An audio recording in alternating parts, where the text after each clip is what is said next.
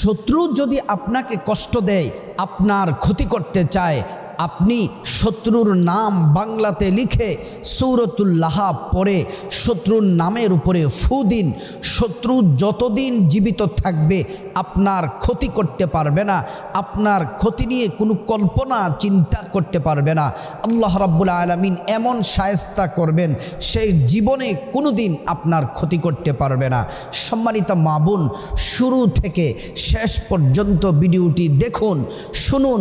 নিয়ম কানুনটি যদি জেনে রাখেন, ভালোভাবে আল্লাহকে সন্তুষ্টি করার জন্যে আমলটি যদি করতে পারেন, আপনার শত্রুর জন্য যদি আমলটি করতে পারেন, আপনার কোনো ক্ষতি করতে পারবে না, আপনার পরিবারের ক্ষতি করতে পারবে না, আপনার ব্যবসার ক্ষতি করতে পারবে না।